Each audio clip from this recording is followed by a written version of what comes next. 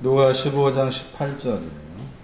내가 일어나 아버지께 가서 이르기를 아버지여 내가 하늘과 아버지께 죄를 얻었사오니. 17장 19절 말씀. 누가복음 17장 19절이에요. 그에게 이르시되 일어나 가라 내 믿음이 너를 구원하였느니라 하시더라.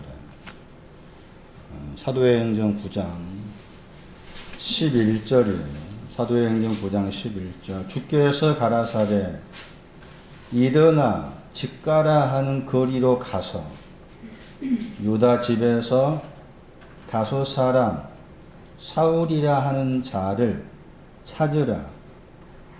저가 기도하는 중이다. 누가 15장 17절 말씀에서 죽는구나 하는 그 번역은 멸망하다, 잃어버리다, 잃어버린 양, 잃어버린 드라크마 할 때 잃어버리다고 번역된 단어예요. 그런데 그 잃어버리다고 번역된 그 단어가 멸망하다의 뜻이 있고 여기서는 죽는다 번역했죠. 잃어버렸다, 멸망하다 했을 때 그 잃어버리고 멸망한 위치에 대해서 같은 누가복음 15장 지금 둘째 아들과 관계된 말씀에서 그 아버지의 입을 통해서 나온 말씀이죠. 15장 24절에 나의 아들인데 죽었다고 그랬어요. 죽은 그 아들이 다시 살아나죠. 그건 다시 살았는데 잃어버리죠. 누가 15장 24절이에요. 잃어버렸다, 멸망하다. 그리고 잃어버린 자를 다시 얻었다. 다시 얻었다 그 단어가 찾다의 뜻이에요. 구하라 그러면 찾을 것이요 할 때 그 단어예요. 그래서 잃어버렸다는 그 위치가 죽는다 하는 그 위치가 아들이었는데 죽었는데 살아났다겠죠. 살아났는데 잃어버린 거죠. 살아났는데 멸망이다. 그것을 15장 32절이죠. 15장 32절에서는 즐거워하다 하는 단어가 나오고 그 다음에 기뻐하다 하는 단어가 나오죠. 우리 번역으로는 즐거워하는 사람이 우리라고 그랬죠. 근데 원어 성경에 우리란 말이 안 나와있죠. 즐거워하다 그리고 기뻐하다. 그리고 기뻐하다 거기에는 붙어 나온 단어가 있는데 우리 번역으로 마땅하다겠죠. 반드시 기뻐하다. 왜 반드시 기뻐해야 되느냐? 기뻐하다 하는 그 내용 앞에 즐거워하다가 먼저 나와요. 그래서 즐거워하는 내용하고 기뻐하다 하는 내용이 다르다는 것이죠. 그 사이에 헬라어가 있어요. 그리고라는 단어가 나오죠. 그리고라는 그 단어는 지계표를 가리킬 때가 많아요. 그러니까 즐거워하다의 그 내용과 기뻐하다 내용이 다르다는 것이죠. 그러면서 오늘 성경에는 왜냐하면이라는 단어가 나와요. 그러니까 왜 즐거워하느냐, 왜 반드시 기뻐해야 되느냐 해가지고 왜냐하면 나의 형제라 나와있죠. 너의 형제라겠죠. 지금 장로에게 한 말이에요. 너의 형제가 지금 우리 번역으로 둘째 아들이죠. 너의 형제는 죽었다겠죠. 너의 형제는 죽었다. 그리고 살아났다겠죠. 그리고 또 거기 잃어버렸다 나오죠. 그리고 다시 얻었다가 나오죠. 15장 32절 말씀하고 15장 24절 말씀을 서로 비교할 필요는 있는 거죠.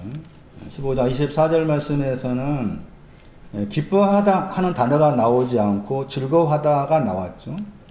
즐거워하기 시작했습니다.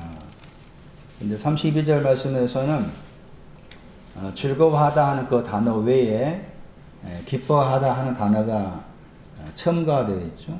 그런데 여기 말씀에서 32절 말씀에서 즐거워하는 것이 뭐냐 하는 거죠. 그것이 말씀드렸던 것처럼 왜냐하면이란 저 단어 때문에 즐거워하는 내용이 죽었는데 살아났죠. 살아났는 거기가 즐거워하다예요. 24절 말씀에는 아들이었죠.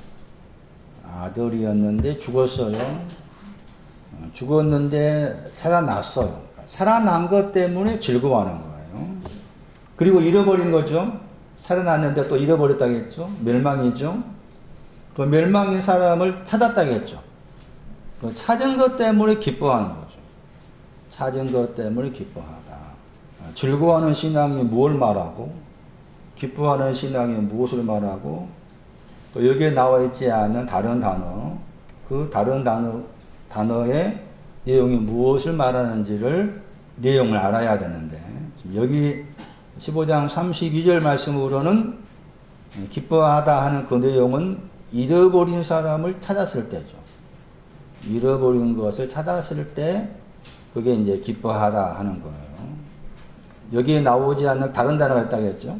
그 다른 단어는 이제 여기 즐거워하다, 기뻐하다 보다 더 높은 위치예요. 그게 그 단어가 아갈리아오 동사는 명사는 아갈리아시스라는 단어였죠.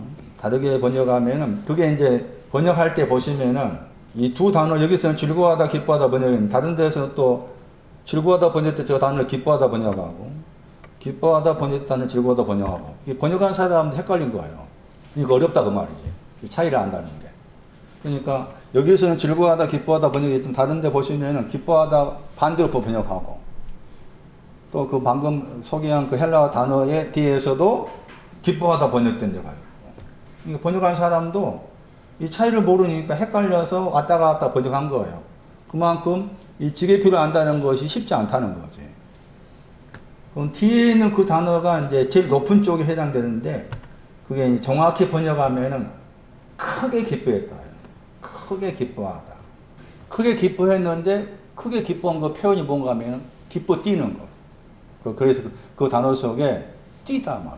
아갈리아오 많다 더하기 점프하다의 합성어를. 그것을 번역할 때 그 언어 그대로 번역한다면 심히 크게 뭐 지극히 기뻐서 뛰다 이게 되는 기뻐서 뛰다. 그러니까 줄여 생각한다면은 크게 기뻐하다 이렇게. 그러니까 좀 머릿속에 정리한다면은 즐거워하다가 있고 기뻐하다가 있고 그 다음에 크게 기뻐하다 이렇게 세 가지 종류의 단어가 있는.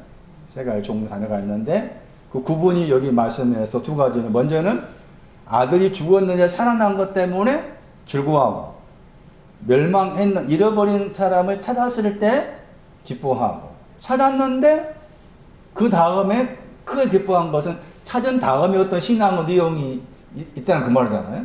찾은 다음에 신앙의 내용이 있는데 그것 때문에 크게 기뻐하다 했을 때 이제 크게 기뻐한 그 위치는 하나님과 하나됨에 속하고 이렇게 좀 머릿속에서 구분을 지을 필요가 있었어요. 구분을 지을 필요가 있었어요. 마태오 5장 12절 말씀 이 단어가 나왔기 때문에 약간의 차이를 가지고 보시라는 입장에서 마태오 5장 12절 보세요. 거기 기뻐하다 번역했잖아요. 기뻐하다 번역했죠. 그 단어가 다시 15장 32절 말씀에 기뻐하다 번역된 카이로잖아요. 그리고 이제 카이로라는 단어 외에 다른 단어가 나온다겠죠. 그 단어가 아갈리아오죠. 아갈리아오. 여기서 번역 어떻게 번역했어요? 이렇게 번역한 거예요. 번역한 사람. 그러니까 즐거워하다 번역하면 안 된다는 거지. 크게 기뻐하다 이렇게 번역이 안 되는 거예요. 아시겠어요? 기뻐하다보다 더 높다. 마지막 쪽이 마지막에 해당된 내용이 크게 기뻐한 것이다. 5장 12절에서 설명이 필요해요. 왜냐하면이 나오죠. 거기도. 왜냐하면이라는 단어는 뭘 말하는 거예요?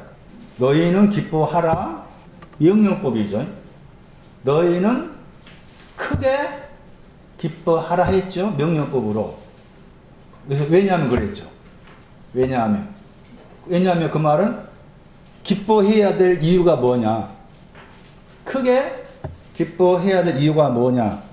마태오 5장 12절 이 구절로 잘못 해석될 수 있는 여지가 많아요. 상이 등장하죠. 상이 나와요. 상이 나오죠. 너희의 상이 뭐하다 그랬어요? 크다 그랬죠. 크다 하는 저 단어는 이제 많다, 주로 많다고 번역된 단어죠. 많다 번역됐는데 저렇게 종종 크다 그렇게 번역될 수 있는 단어예요. 그러면서 이제 하늘들이 아니라겠죠. 하늘들이 복수로 나왔죠. 어떤 때는 하늘이 단수로 나와 있고 하늘이 또 복수로 나올 때가 있다겠죠. 주로 천국 할 때 번역된 그 천은 하늘들이에요. 우리 번역에서 천국 할 때 그 천은 하늘들의 왕국 대부분이 하늘에 대해서 말할 때도 하늘이 있고 하늘들이 있고 계시록 21장 1절에는 새 하늘이 있고 무슨 하늘이 있어요? 처음 하늘이 있잖아요. 그럼 처음 하늘은 뭐고 새 하늘은 뭐고 하늘들은 뭐고 하늘은 뭐고 고린도후서 12장에 셋째 하늘은 뭐고 다 의미가 있다 그 말이죠. 하늘의 의미를 공간의 개념으로서 하늘을 생각하면 안 된다는 거예요. 여기에서는 지금 하늘들 안에 너희의 상이 뭐하다. 번역하면 뭐하다? 크다 그랬죠. 많다, 크다 했죠. 그것 때문에 뭐하다 그러면 기뻐하고 뭐하는 것이다? 크게 기뻐하다. 즐거워하다를 크게 기뻐하다고 다르게 번역해야 된다. 너희의 상이 크다겠죠. 큰 상, 많은 상, 그렇게 줄여 생각한다면 그 상이 뭐냐 그 말이죠. 뭐가 상일까? 상이라고 했을 때. 그 잘못 아니까 이제 이런 일이 생기잖아요. 당신은 대부분 교회였어. 당신은 구원 받았어. 구원 받은 사람이 교회를 위해서 봉사하고 전도 많이 하고 선교 많이 해야 돼. 왜 그렇게 해야 됩니까? 하늘에 가서 뭘 얻기 위해서 상을 얻으려면 그때 이런 구절이 인용되잖아요. 상을 얻으려면은 열심히 봉사하고 수고하고 뭐하고 해야 돼. 상의 의미를 모르니까 그렇게 잘못 해석한 거죠. 다시 보세요. 눈 크게 뜨고 보세요. 마음의 눈을 크게 뜨고. 너희는 뭐하다 앞에? 기뻐하라 그랬죠. 너희가 누구라고 그랬어요? 아무나 너희 그러니까 나도 포함되면 그걸 곤란해요. 제자들이죠. 먼저는 문명상 제자가 어떤 제자예요? 산에 올라왔어요. 그 제자가 산에 올라왔다는 것을 방금 신학적 말하면은 기뻐하되 단어 때문에 뭐 한 거예요? 아들로서 죽었다가 그 신앙, 즐거운 신앙 온 사람이죠. 기뻐하다 한 다음에 크게 기뻐하다 나왔었죠. 기뻐하다 하는 이 단어를 향해서 너희는 그랬죠. 너희는 기뻐하라고 했잖아요. 그런데 지금 문맥상 마태 5장, 6장, 7장에서 너희는 제자들이죠. 산에 올라온 제자들이죠. 그런데 지금 누가 15장 가 생각했을 때 기뻐하다 하는 저 신앙은 그 앞에 먼저 뭐가 와 있어야 되죠. 즐거워하는 신앙이 온 사람이 잃어버렸는데 찾아온 걸 기뻐하다겠죠. 기뻐하다 하는 저 카이로라는 단어는 뭘 전제하고 있느냐? 아들이었다. 죽었다. 살아났다. 살아난 걸 보고 살아난 것 때문에 즐거워했다. 즐거운 신앙이 왔는데 잃어버렸어요. 망했다 그 말이죠. 멸망했죠. 그런데 찾는다고 했죠. 거기한테 기뻐하다 나오잖아요. 너희는 기뻐하라고 했을 때 멸망한 사람을 뭐 하는 거예요? 찾는다는 거잖아요. 멸망한 사람 찾는다. 그러니까 이 카이로라는 기뻐하다 하는 단어가 나오면 이미 거기에 다 뭐가 되어 있는가 하면은 아들이었다가 죽은 것을 살림 받은 것 때문에 즐거워하고 있는 사람인데 멸망한 사람 또 찾으러 오셔? 이게 다 포함되어 있는 거지. 그렇게 생각하셔야 그 말이죠. 이런 단어가 나오면 기뻐하다 단어가 제일 많이 등장한 게 빌립보서 말씀에 기뻐하다 단어가 많이 나와요. 5장 12절 말씀에서 기뻐하는 신앙을 5장 12절 말씀에서는 뭘로 말씀했는가 하면 하늘들 안에 있는 것이. 하늘들 안에 있는 것이 기뻐하는 신앙을 그렇게 하늘들 안도 묘사해서 말한 거예요. 하늘들 안에 누가 10장 20절을 참고하면은 이 하늘들 안에 너희의 이름이 기록된 것을 기뻐하다 하는 카이로가 나와요.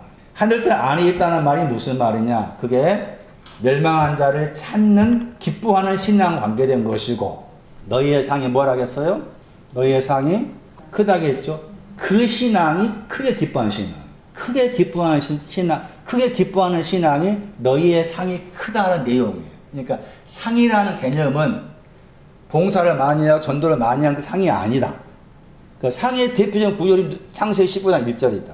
나는 너의 아브라함이랬죠. 나는 너의 지극히 큰 하나님 자신이 아브라함의 상이라고 했잖아. 상이라는 개념을 정리할 필요가 있다. 이미 구원 받았으니까 봉사 많이 해야만 상 받는다. 성경 그렇게 말하고 있지 않다. 상은 하나님 당신 자신 상이다. 아브라함에게 했다. 상세 15장 1절 중요하다. 상이 무엇인지를 말하는 중요한 구절이에요. 여기에서는 상이 크다고 했잖아요. 그 상은 크게 기뻐하는 신앙. 그래서 이 두 단어, 기뻐하다, 즐거워하다, 기뻐하다 단어 앞에는 뭐가 먼저 있었다겠죠? 즐거워하다. 그러니까 순서라 생각하세요. 순서. 즐거워하다, 기뻐하다, 크게 기뻐하다. 기뻐하다, 그리고 크게 기뻐하다. 이 둘을 가지고 있는 사람이 아브라함이에요.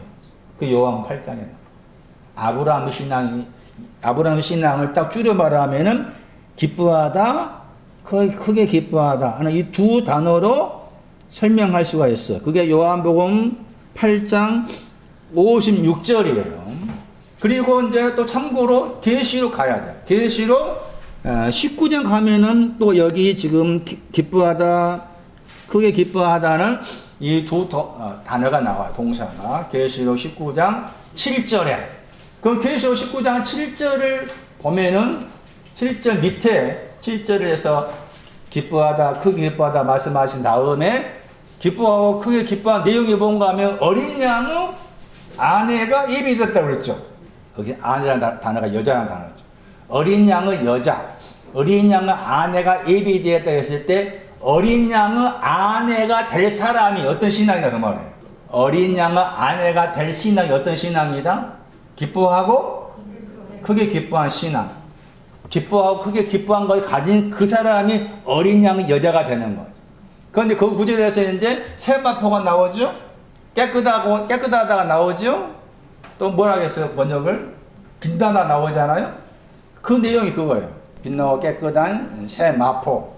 세마포가 있는데 깨끗하다 했죠? 그 다음에 또 빛났다 했잖아요? 그 깨끗한 것은 앞에 내용에 구절도 잘 생각하세요. 계시록 19장 8절인가 기죠. 깨끗한 것은 앞에 내용에 기뻐한 신앙을 말하고 빛난 것은 크게 기뻐한 신앙을 말하고 그렇게 생각할 필요가 있어요. 계시록 19장 7절에 나오고 8절에 나오잖아요. 그러면은 새 마포가 뭐가 되겠어요? 새 마포는 번역된 사람 성도들의 옳은 행실이라고 그랬죠. 성도들 옳은 행실이 새 마포다 했을 때 새 마포는 즐거워하는 신앙. 새 마포는 즐거워하는 신앙. 그래서 계시록 19장 거기 7절 8절 말씀도 기뻐하다, 크게 기뻐하다 대부대의 말씀이지만 기뻐하다는 그 단어가 나오면 앞에 이미 즐거워하다가 있다. 즐거움이 있었는데 잃어버렸고 잃어버린 것을 찾았을 때 기뻐하다가 나온다. 이렇게 세 단어와 관계해서 이런 내용을 약간 머릿속으로 해서 생각해서 정리를 1차적으로 할 필요가 있습니다. 아브라함의 신앙이 기뻐하고 크게 기뻐한 신앙입니다. 아브라함의 신앙이 어린 양의 아내가 아브라함. 마태복음 5장 12절은 너희라고 했잖아요. 제자들한테 하신 말씀이지만 구체적으로 그 제자가 상까지 올라온 사람이지만 복합적으로 말했잖아요. 제자들. 그런데 요한 8장 말씀에서 아브라함에게 이 두 단어가 사용되었죠. 그리고 계시록 19장도 사용되었다겠죠. 그러니까 어린 양의 아내의 모델은 아브라함인 거죠. 아브라함. 기뻐하는 신앙하고 크게 기뻐하는 신앙을 가진 사람이 어린 양의 여자, 어린 양의 아내가 된다.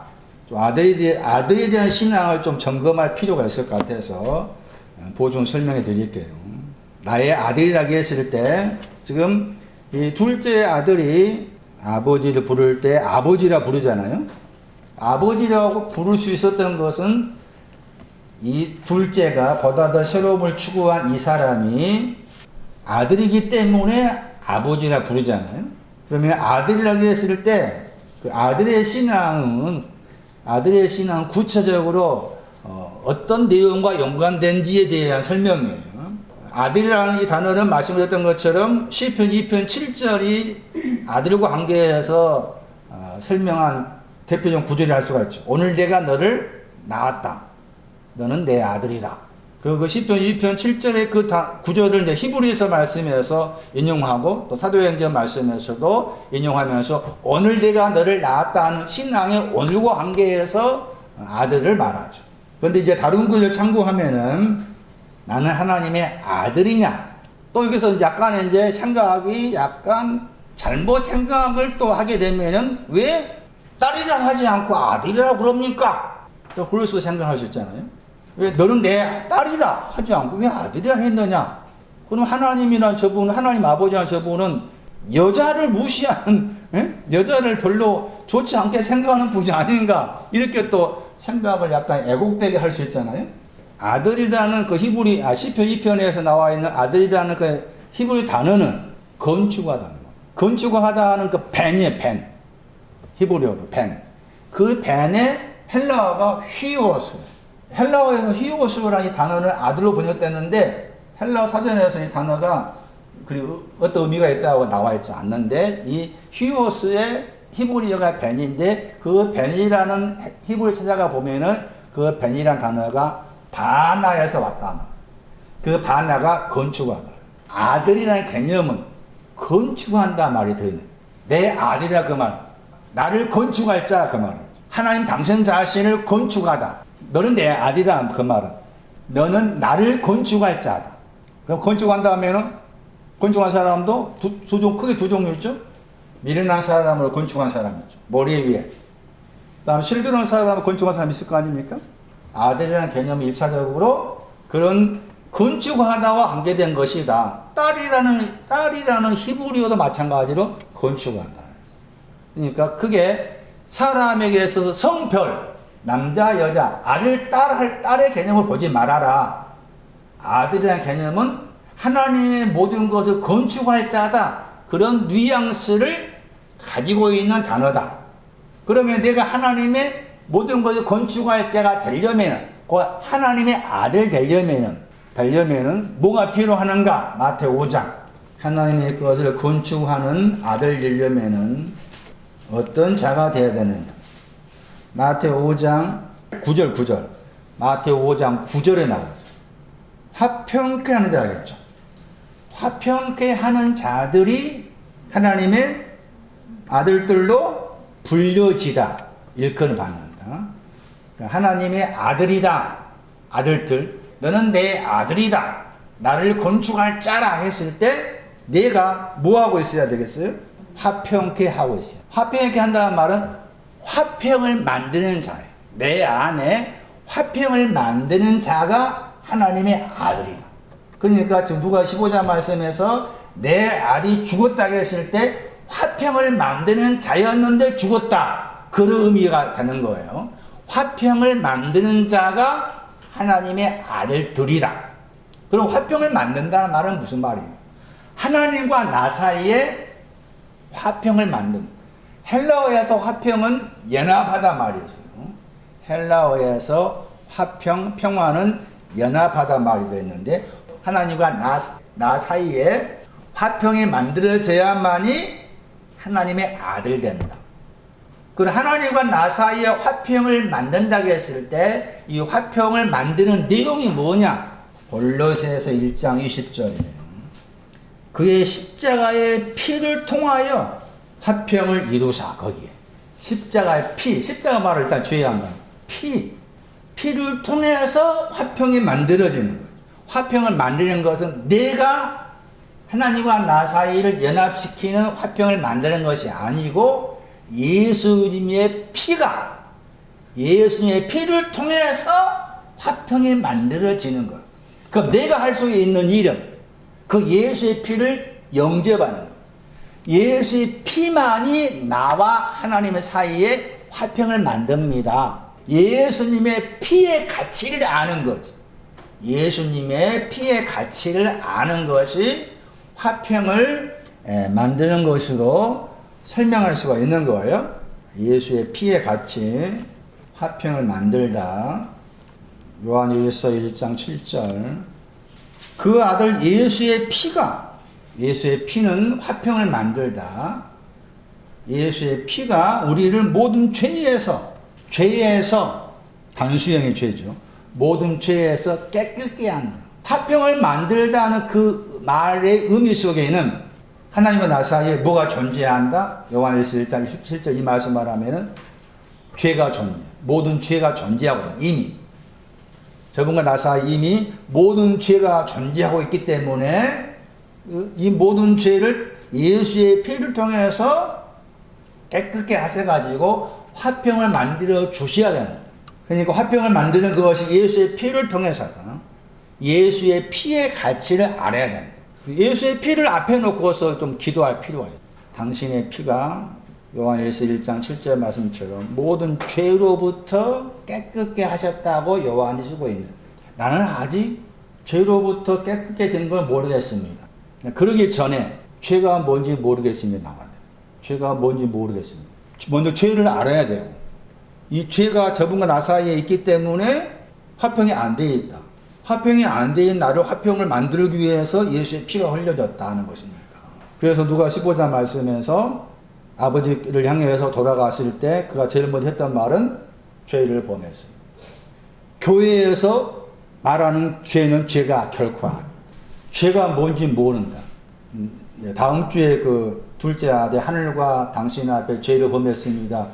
그 구절을 해석할 때, 죄가 이런 내용이구나 정확하게 여러분이 마음에서 감지를 하셔야 되고 마음에 잡아야 해요. 죄라는 것이, 죄를 범했다고 하실 때 죄를 범한 내용이 하늘 안으로 당신 앞에서 죄를 범했습니다. 목표에, 하늘이라는 그 목표가 있는데 그 목표에 도달하지 못했습니다. 당신 앞이 목표인데 당신 앞이란 그 목표에 내가 아직 도달하지 못했습니다. 이게 죄를 범했다 뜻이고. 그런데 오늘 한국 교회만이 아니라 말할 것도 없이 죄 범했다고 하실 때 다 우리가 알고 있는 상식에서 윤리와 도덕을 가지고 죄를 범했다. 모르니까 그럴 수밖에 없어. 지금 생각이 뭐예요? 저도 몰랐을 때 그렇게 했으니까. 감춰져 있는 거예요. 죄에 대해서 감춰져 있는 거예요. 그러니까 저기 요한일서 1장 7절 말씀에서 모든 죄라는 저 단어를 썼다고 요한은 죄가 뭔지 알고 쓴 말이잖아요. 다 정리하면은 아들이 죽었다고 했을 때 그 죽은 아들의 신앙이 뭐냐? 마태오 5장 9절로 말하면 화평에 만들어진 사람, 예수의 피의 가치를 믿고 알고 있는 사람이었는데 죽는다. 아들 되었다는 것이 어떻게 생각하면은 둘째 아들 이해하는 데 있어서 키워드잖아. 열쇠의 단어잖아. 아들이 되어 있지 않으면 아버지라 부를 수 없잖아. 아들 되었는데 죽었어요? 살렸다겠죠? 누가 살리는 거야? 죽은 거 누가 하고? 아들이 하는 직업은 죽는 거야. 살리는 것은 아버지가 살려. 내 직업은 아들로서 죽는 거야. 살리는 것은 아버지가 살려. 내 직업은 그 다음에 또 뭐해? 살아났는데 내 직업은 또 멸망이야. 잃어버려. 찾는 거 누가 해? 아버지가 하는 거예요. 아들이라는 이 단추를 정확하게 첫 단추를 할 수가 있는, 이 첫 단을 정확하게 마음에 딱 가지고 있으니까 죽어도 살리시고 멸망해도 찾아오시고 이런 내용입니다. 근데 우리는 아직도 이런 부분에 있어서 내 마음에서 분명하지 않는 것은 아들 되었다 하는 이것이 아직 내 마음에 힘이 나니까 그렇다. 내가 아들 된 것이 분명하다 하면은 아들 된 자로서 해야 될 일이 죽는 것밖에 안 해. 살아났는데 해야 될 일이 또 뭐예요? 멸망. 살아났는데 해야 될 일, 멸망한 일밖에 안 해. 멸망할 일밖에 안 해.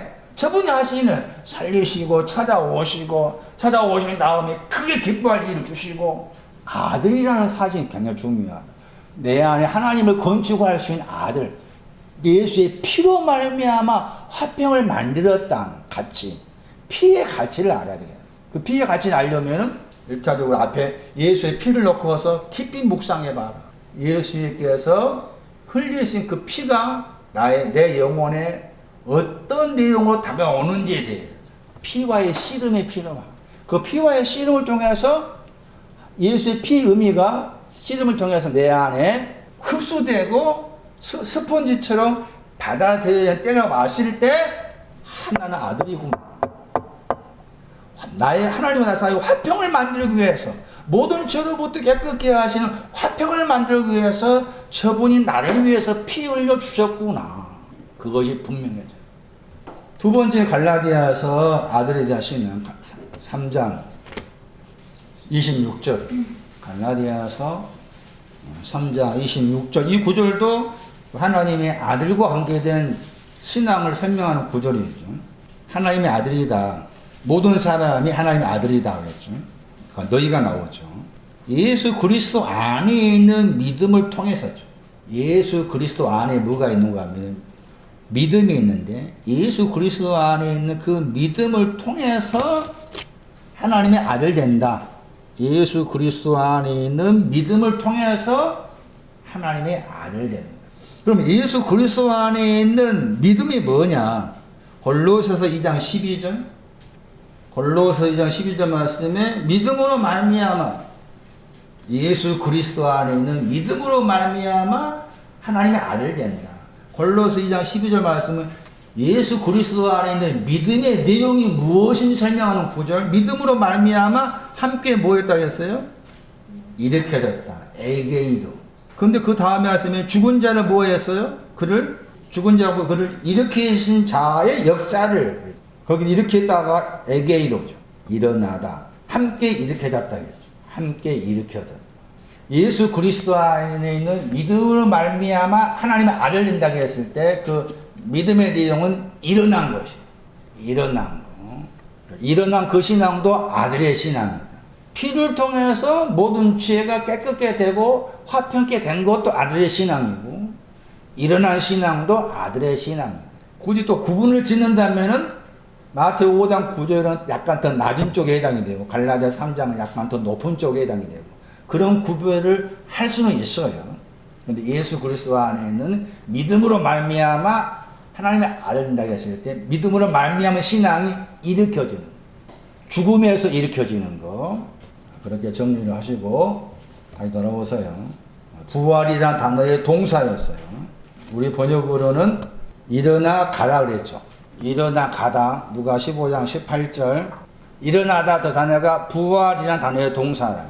그 일어나 가다는 두 단어가 나와 있는 누가 17장과 사도행전 9장을 더 설명드려서 일어나 가다 해야 하는 그 내용과 내용, 사건이기 때문에 알아볼 필요가 있습니다.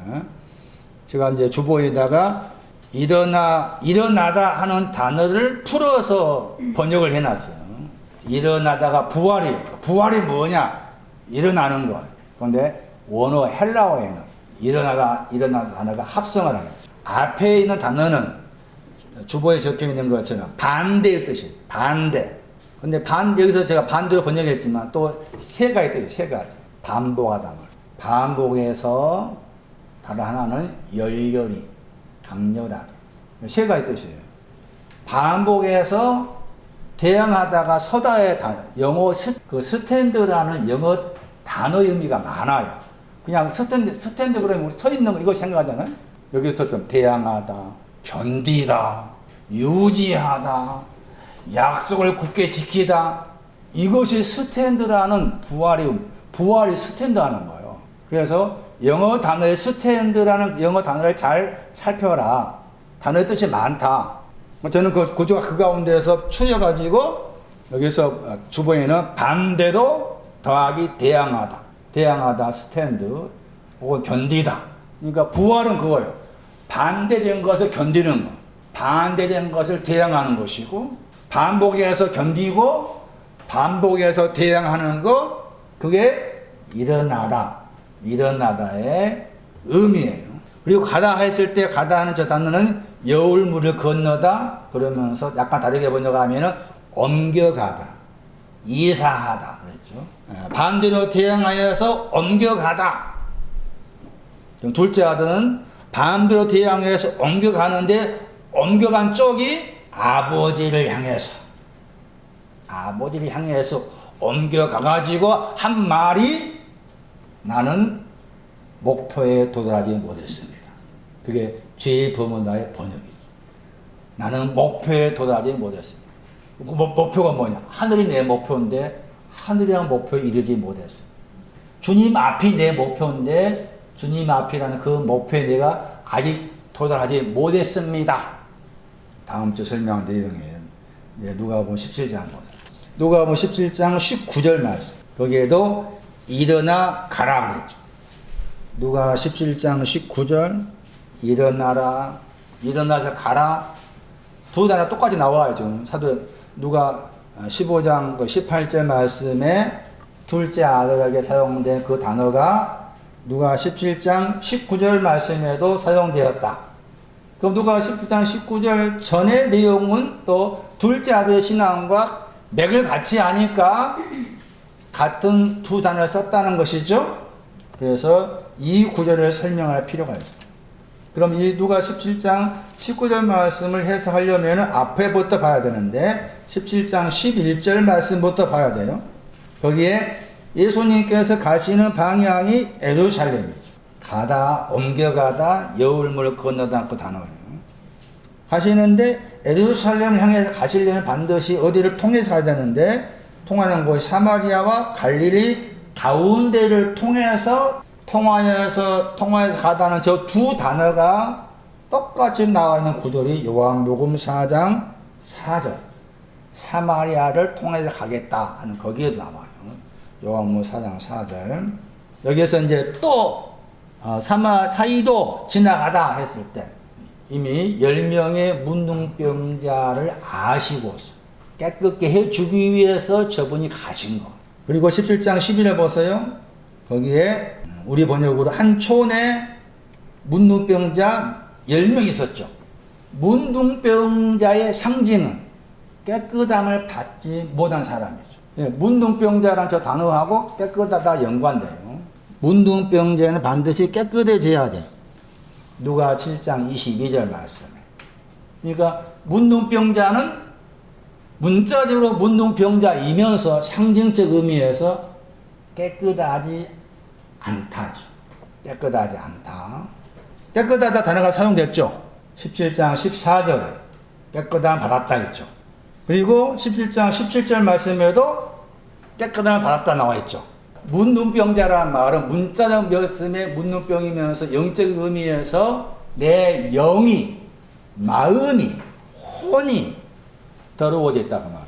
더러워져 있는 나를 깨끗게 하신다 하는 것이 문둥병자와 관계된 내용이에요. 어디에 있었냐 그 말이에요. 어디에 있었는데 거기에 있으니까 문둥병자. 거기에 있으니까. 그러니까 우리는 겉으로 봤을 때 우리가 생각하는 문둥병자 아니니까 나는 문둥병자 아니라 생각하기 쉬운데 아니라 그 말이죠. 하나님 보시기에는 깨끗함이 없으면 나는 문둥병자다. 하나님 보시기에. 그런데 그래서 이 10명의 사람들이 살고 있는 곳이 있죠. 어디에 살고 있어요? 한 촌에 살고 있다겠죠?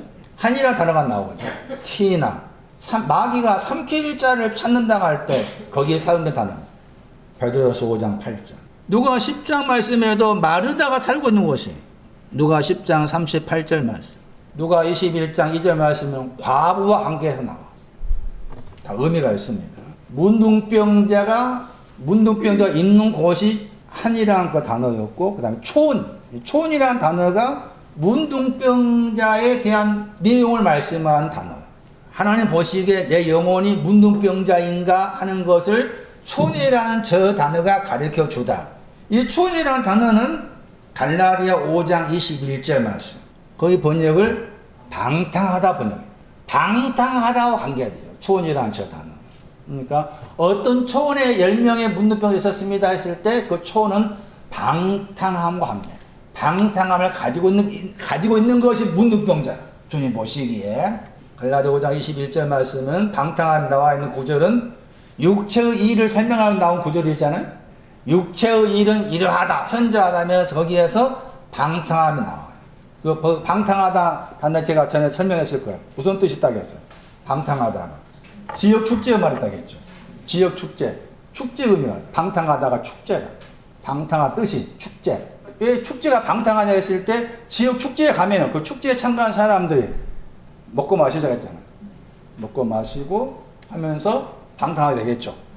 그래서 방탕하다는 그 단어를 풀어보면은 축제라는 단어와 연관되어 나와. 그것이 육체와 연관을 말했죠. 그러니까 아직 육체가 정리 안 돼 있다고 말이죠. 갈라디아 5장 21절 이하 말씀은.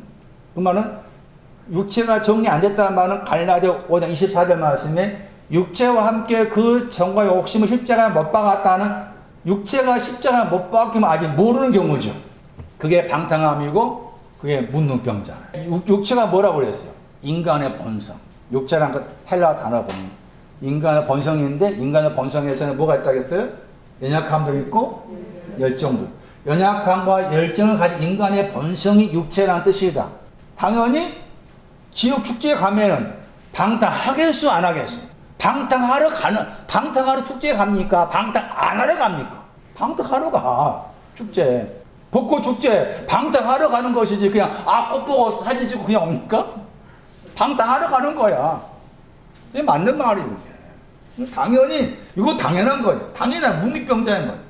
지옥 축제에 가서 방탕할 수밖에 보고 듣는 것으로 인해서 방탕할 수밖에 없으니까 아직 육체가 십자가 못 박혔으면 잘 모르면 그 육체 자체가 인간의 본성이 방탕할 수밖에 없는 것이고 그래서 그 촌에 방탕함에 10명의 문둥병자가 있어요. 그런데 이 촌이라는 단어가 헬라어에서 방탕함과 관계가 나누지만은 히브리어로 해석하면은 이 단어는 용서하다가 들어요. 아가서 7장에 그 단어가 이 촌과 연관 단어입니다. 아가서 7장 11절 말씀에 촌이라는 저 단어 두 가지 생각하셔야 돼요. 하나는 부정적으로 말하면은 육체와 연관된 방탕함이고 다른 하나는 용서하다 뜻이 돼요. 두 가지 뜻이 부정적인 것으로 긍정적 뜻으로 같이 들어있는 거예요. 그러니까 촌의 긍정적인 것은 용서하다, 덮어주다, 죄와 죄악과 허물을 덮어주다 할 때 사용된 단어다. 자, 10명의 문둥병자. 그 10명의 문둥병자가 멀리 서 있어. 멀리는 단어가 나오죠. 누가 15장에 둘째 돌아왔을 때 멀다, 상대가 멀다 할 때 그 멀다와 다른 단어예요. 딱 두 번밖에 안 나온 단어예요. 멀다 하는 단어가. 멀다 하는 저 단어가 딱 두 번 나오는데 히브리서 11장 13절에 나와. 그래서 11명의 문둥병자가 멀리 서 있다고 했을 때 멀리 서 있는 그 내용이 뭔가 하면은 히브리서 11장 13절을 참고하면 멀리 있는 것이 약속에 대한 아직 약속을 받지 못한 것을 말. 약속을 받지 못한 것이 10명의 문둥병자하고 멀리 서 있는 내용입니다. 성령의 부어주심에 대한 약속, 하나님 나라에 대한 약속, 그런 내용에 대해서 약속을 받지 못한 것에 대한 내용이 문둥병자 연관에서 나와 있다. 17장 13절 해야 될 일이 뭐겠어요? 마중물이. 문둥병자임을 아는 사람이 해야 될 일이 선생님 우리를 불쌍히 여겨주세요. 선생님이요 누가 5장에서 베드로가 예수님을 부를 때 같이 사용된 내용이에요. 여기 선생이라는 이 단어 속에도 서 있다 하는 단어가 들어있어요. 불쌍히 여겨 주옵소서. 이것은 10명의 문둥병자가 자기 편에서 해야 될 마중물. 불쌍히 여겨주세요. 불쌍히 여기다가 했을 때 불쌍히 여기다가 크게 두 가지. 불쌍히 여기는 것도 한 번으로 끝나는 것이 아니에요. 그래서 마가복음 10장 보시면은 마가 10장 47절 48절 보세요. 네, 마가 10장 47절 말씀에 의하면은 소경이 불쌍히 여겨달라죠. 디메오 아들이야죠. 바디메오가. 소경 바디메오가 불쌍히 여겨주세요. 소리 지르면서 10장 48절 보시면은 많은 사람들이 꾸짖었죠. 잠잠하라고. 또 불쌍히 여겨달라고 그러죠. 10장 48절에.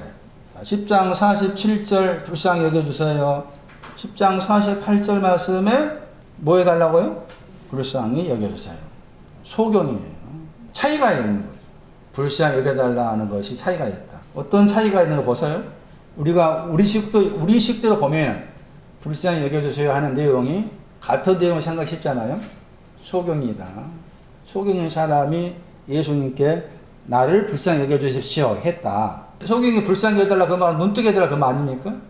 그러니까 눈뜨게 한다 했을 때 그 눈뜨는 것을 다 똑같은 것으로 눈뜨는 걸 생각시켰잖아요. 그런데 10장 48절 보세요. 불쌍히 여겨달라 했을 때 무슨 단어가 튀어나와요? 마가 10장 48절 보세요. 폴로이 말로이 나오죠. 저 단어가 중요하다겠죠. 폴로이 말로이. 폴로이 말론에 대해서 불쌍히 여겨달라 한 거예요. 그럼 앞에 그러면 10장 47절 말씀에 불쌍히 여겨달라는 것은 뭐예요? 그냥 말론에 대해서 다른 거예요. 폴로의 말론은 구원의 끝을 말해요. 끝의 내용이고 앞에 있는 불쌍히 여겨달라는 것은 말론과 관계된 구분을 지어야 돼. 이 단어 때문에. 불쌍히 여겨달라는 것도 말론에 대해서 불쌍히 여겨달라. 많이 보다더라는 폴로의 말론에 대해서 불쌍히 여겨달라. 그럼 여기 지금 누가 17장 13절 말씀에서 불쌍히 여겨달라는 것은 뭐겠어요? 말론에 대한 것이겠어요? 그 다음에 나와 있는 것에 대한 것이겠어요? 누가 17장 13절에서는 말론에 대한 것이죠. 말론과 관계된 것이로서 불쌍히 여겨달라 하신 거예요. 자, 17장 14절 보세요. 주님 편에서 그냥 그 자리에서 불쌍히 여겨달라 하니까 깨끗한 바다라 하실 법도 하시는데 제자들한테 가서 자신을 보여라 그랬죠. 그래서 가다가 이제 깨끗한 받은 거잖아요. 너희 몸이란 말은 너희 자신이죠. 자신을 보이라 그랬죠. 보여야 될 것이 뭔가 하면은 속옷과 겉옷이에요. 보이는 내용이 사도행전 9장 39절. 속옷과 겉옷 보여라. 신앙적인 속옷 겉옷이에요. 사도행전 18장 28절 말씀에는 예수 그리스도가 그리스도이심을 보여라. 보여라 말이 신앙적입니다. 너희 자신을 보인다 말 속옷과 겉옷을 보여라. 예수가 그리스도이심을 보여라. 제사장한테 하다가 깨끗한 받았어요. 그러니까 10명이 깨끗한 받은 거죠. 근데 그들 중에 17장 15절 말씀에 그러나 그들 중에 하나 그랬죠. 그들 중에 하나. 그 사람이 깨끗한 받은 것을 10장 15절 말씀에는 나았다 그랬죠. 그러니까 깨끗한 받은 것하고 나은 것하고 서로 관계된 것이죠. 깨끗한 받은 것이 나은 거예요. 그들 중 한 사람이 돌아서지요. 어디에서? 깨끗한 받은 자리에 돌아서지요. 돌아선 거예요. 완전히 방향을 바꾸는 거예요. 돌아섰다는 말은. 그래서 물어봤죠. 10명이 다 깨끗한 받았다고 그랬죠. 그런데 더러운 사람은 이방이라고 했죠. 17장 18장. 사마리아 사람이 그 사마리아 사람을 이방이라고 그랬죠. 무슨 말일까? 무슨 말이겠어요?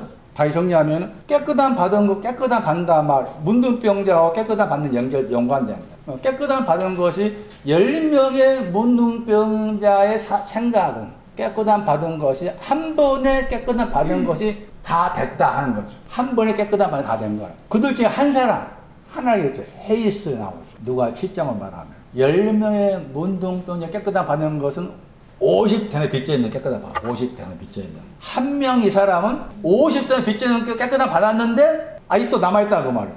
500대 남아있다. 이 사람이 방향을 바꾼 거예요. 50대는 빚져 있는 깨끗한 받은 것이 다 됐다가 거기 머무르지 않고 방향을 바꾸어서 난 아직도 50대는 빚져 있는 탕감 받았지만 깨끗한 받았지만 아직도 나는 뭔가 부족하다. 뭔가 아직도 깨끗한 받은 뭐가 내 속에 남아있어. 그래서 방향을 바꾼 거예요. 이거 어려워. 한 번 깨끗한 받으면 다 깨끗한 받은 거지. 또 2번 받고 3번이란 말 안 나와 있지만 3번 받고 그러겠냐고. 그래서 보시면은 깨끗하다 하는 단어 찾아가 보시면 요한일서 1장 7절과 9절에 나와. 가보세요. 요한일서 1장 7절과 9절을 보세요. 깨끗하다 단어가 2가지 내용이 나와 있어요. 요한일서 1장 7절 보세요. 그리고 요한일서 1장 9절 보세요. 깨끗하다 내용이 2가지다 그 말이에요. 첫 번째는 뭐예요? 요한일서 1장 7절에서는 어디로부터 깨끗하 받아요? 모든 무엇으로부터? 죄라겠죠? 죄가 단수라겠죠? 1장 9절 보세요. 1장 9절. 그래서 불이라고 했잖아. 불의에서 깨끗한 받은 거다고. 죄로부터 깨끗한 받은 거다. 틀려요? 같아요? 틀려요? 같아요? 단어가 틀리잖아. 1차적으로. 틀린 내용이 아니까. 틀려. 깨끗한 받는 거 2가지가 그 말이지. 그리고 보세요. 불의로 깨끗한 받는다. 그 말 앞에는 또 뭐가 나왔어요? 죄들이 나왔죠. 거기는.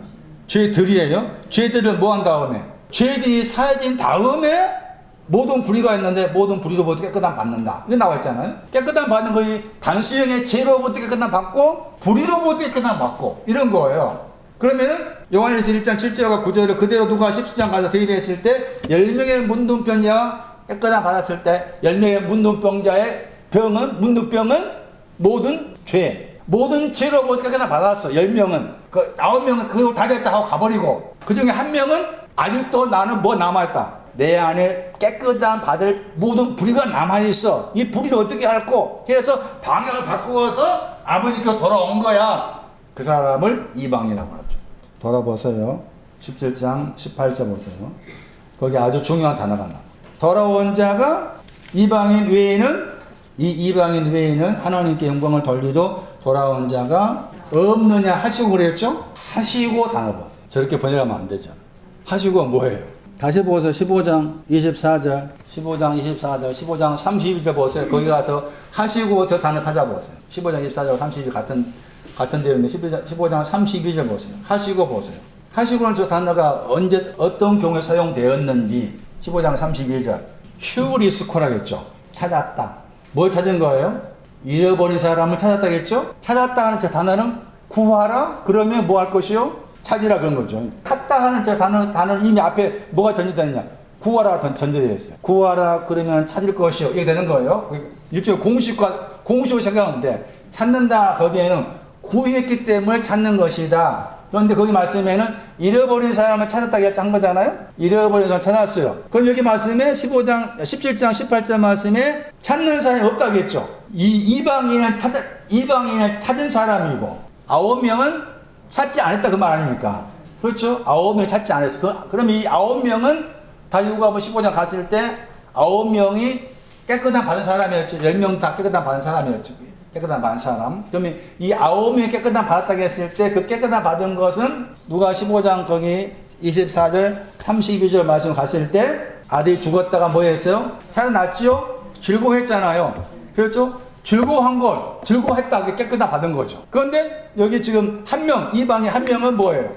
즐거워했는데 그 다음에 잃어버렸어 하는 거예요. 잃어버리고 안 사람이죠. 하나만 해 있어야죠. 그 도대체 하나. 잃어버림을 알았어. 잃어버렸기 때문에, 망을 알았기 때문에 깨끗한 받았지만, 살아났지만, 즐거워하고 있지만, 잃어버렸어. 멸망을 당해.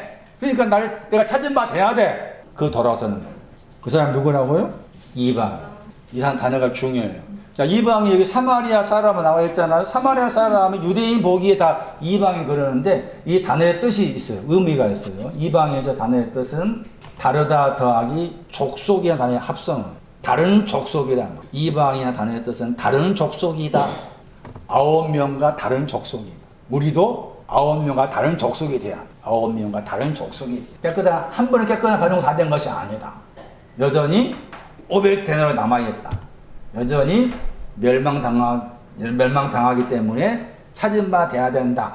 다른 족속, 다른 내용. 요한복음 4장 38절에 다르다는 알로스가 다르다에서 다른 내용이 뭐냐? 다르다 하는 단어가 신학 의미를 가진데 다른 내용의 신학 의미를 가진 구절 요한복음 4장 37절 38절에 다른 사람은 심었고 또 다른 사람은 거두었단 말 나오고 그리고 거기에서 다른 사람은 수고했는데 다른 사람은 수고했다. 너희들은 거기에 참여한다. 그 말 나오죠. 거기에서 이 다르다 한 내용이 수고하다. 다른 족속이 돼야 된다. 다른 족속이 돼야 된다. 한 번에 깨끗함으로 모든 죄로부터 깨끗함 받았다고 안 된다. 불의가 남아요. 불의로부터 깨끗함 받고자 해야 된다. 50대는 탕감 받은 거 다 된 것이 아니다. 500대는 남아있다. 거기 말씀에 17장 16절에 살해하다 하는 저 단어는 잘했다 더하기 탕감하다의 합성어다. 살해하다가 뭐냐? 잘했다 더하기 탕감하다. 500대는 탕감해 주었다 할 때 탕감하다가 들어있는 단어다. 살해하다 저 단어 속에. 자, 그리고서 이제 17장 19절 말씀에 반대로 대항해서 옮겨가라. 너의 그 믿음이 너를 구원했다. 잃어버린 것을 찾기 위해서 돌아선 것. 너의 그 믿음의 내용은 멸망해서 나를 찾는다 하는 것을 알기 위해서 돌아선 것. 한 번에 깨끗함 다 된 것이 아니고 여전히 깨끗함 받을 필요성이 있음을 아는 그 믿음이 너를 구원했다. 그러니 이제는 반대로 대항해서 옮겨가라. 여기는 하나 된 거로. 누가 15장은 죄를 범했습니다 가는 것이지만은 누가 17장은 하나됨으로 가라. 사도행전 9장 보겠습니다. 9장 11절이에요. 아나니아한테 일어나 가라 한 거예요. 아나니아에게. 그런데 아나니아에게 일어나 가라 했지만 사울도 일어나 가라 하는 그 영향권 아래에 있는 것이. 사도행전 9장 11절에 그 애를 향해서 주께서 말씀했을 때 일어나 가라 하는 반대로 대항해서 옮겨가라 하는 저 두 단어가 아나니아에게 한 말씀이지만 동시에 사울에게도 적용시킬 수 있는 단어들이다. 일어나 가는 곳이 어디인가 하면은 어디로 가야 돼요? 직가에 가야 돼요. 아나니아한테 일어나 가야 될 곳이 직가라 부르는 거예요. 직가고 사울이 있는 곳이 지금 사울이 일어나 가고 있는 곳이 직가에 있어요. 직가에서 뭐 하고 있어요? 직가에서 뭐 하고 있어요? 기도는 어디서 해야 돼요? 기도는 어디서 해야 돼? 이 구절을 말하면 직가에서 해야 돼. 기도는 직가에서 해야 된다. 기도할 수 있는 마음의 위치, 기도할 수 있는 마음의 위치는 직가에 있어야만이 기도하는 거예요. 내 마음이 직가에 있지 아니하면은 내가 아무리 뭐 금식기도 많이 하고 우리식도 금식기도 많이 하고 뭐 할지라도 하나님과 아무런 상관이 없어요. 그 직가가 어떤 곳이냐? 앞에 나왔었죠? 8장 21절 직가라는 단어가 8장 21절 13장 10절 누가복음 3장 4절 누가복음 3장 5절 그러니까 직가라는 저 단어는 내 마음의 위치를 말해요. 내 마음의 위치. 직가라는 저 단어의 히브리어가 정직하다. 정직하다는 것도 신앙의 의미로 정직을 말한 것이지 도덕적인 윤리적인 정직을 말하고 있지 않다. 그래서 시편 32편 11절 시편 32편 11절 말씀이 직가와 관계된 직가의 내용과 관계된 구약의 구절 시편 32편 11절 누가복음 3장 4절 5절 말씀에 평탄하게 하다 곱게 해라 그런 의미가 나와. 직가에서 기도하는 것이다. 사울의 기도는 어떤 기도였을까? 지난주 설명하기를 반대로 대항해서 옮겨가라고 했을 때 기도 관계였죠. 일어나서 기도해라. 누가 22장 말씀에서 제자들에게 반대로 대항하다 일어나는 것은 기도 관계 사실 말씀입니다. 사울이 직가라는 그 위치에서 사울이 기도한다겠죠? 그것을 주님이 아시고서 아나니아한테 가라 하신 거예요. 사울이 한 기도가 무엇이었을까? 사울의 기도의 내용이 무엇이었을까? 9장 8절이에요. 땅으로부터 뭐였어요? 에게이로 일어났어요. 저 단어가 굉장히 중요한 단어예요. 땅이란 곳은 죽어있는 곳이죠. 죽어있는 곳에서 일어난 거예요. 그리고 눈을 떴어요? 안 떴어요? 눈을 떴어요. 눈들이죠? 열렸단 말. 떴단 말은 눈들이 열려 있어요. 눈들이 열려 있다. 9장 40절, 26장 18절이에요. 눈들이 열려있는 신앙에 대한 구절이 26장 18절 그 다음에 9장 40절이에요. 눈이 열렸단 말도 신앙의 의미를 말한 마음의 눈을 말한 것이지 우리가 알고 눈이 아니다. 그러니까 눈이 열려있는데 볼 수 있어요 없어요? 볼 수 없다겠죠. 눈이 열려있는데 볼 수가 없어요. 근데 우리 번역으로서 9장 8절 말씀에 볼 수 없다고 했을 때 보다 하는 그 단어 앞에 아무것도 그랬죠. 아무것도 보지 못하다 이렇게 나와 있죠. 아무것도 보지 못하다. 그래서 9장 11절 말씀에 바울이 기도한다고 했을 때 기도 내용은 아무것도 보지 못한 것을 위해 기도죠. 아무것도 보지 못한 것 때문에 기도하는 거예요. 아무것도 못하다 하는 저 단어 보시면 저 헬라어 단어가 하나가 없다 이 뜻이에요. 아무것도 보지 못한다 하는 그 단어의 내용을 풀어보면은 하나님과 하나됨에 대해서 보지 못한 것은 막. 그러면 사울이죠. 사울의 기도는 뭐예요? 하나님과 하나 되는 것을 보여주세요. 이게 사울의 기도. 어디에 있을 때? 직가에 있어야만 이 기도가 나오는 거예요. 하나님과 하나됨에 대해서 보지 못하고 있는데 하나님과 하나됨에서 보여주세요 하는 그 기도가 마음이 정직한 마음에 올려져 있었기 때문에 직가에 있었기 때문에 저 기도가 나온다. 그런데 그렇게 하게 된 배경이 사울도 뭐한 사람이었어요? 돼지였죠. 사울이 돼지였어요. 그것부터 생각하세요. 8장이었죠. 8장 사도행전 8장 3절 사울이 교회를 뭐 한다고 했어요? 잔멸하다고 했어요. 사울이 교회를 잔멸했습니다 했을 때 잔멸하다 하는 저 단어가 히브리어로 시편 80편 나와. 찾아보세요. 시편 80편. 사울도 돼지였다. 돼지나 단어는 무슨 뜻이었어요? 범위나 뜻에 제한된 눈을 가지고 있다겠죠? 범위나 뜻에 제한된 눈. 좁은 눈을 가지고 있었다. 눈이 열려졌다. 하나님에서 보지 못하다. 사실 보는 것과 다 관계된 것이죠. 보는 것과. 그래서 거기 시편 80편 14절 말씀에 돼지가 상해에 있다겠죠. 돼지가 수풀에 있죠. 돼지가 수풀에 있는 돼지지만은 상해했다고 했을 때 상해하다 하는 그 내용이 앞에 내용 가운데 포도나무예요. 포도나무. 그 포도나무가 어디 나와요? 8절에 나오죠. 8절에 애굽에서 옮겨다가 심은 포도나무죠. 시편 80편 8절에 포도나무를 애굽에 가져왔다겠죠. 그 포도나무를 상해한 것이죠.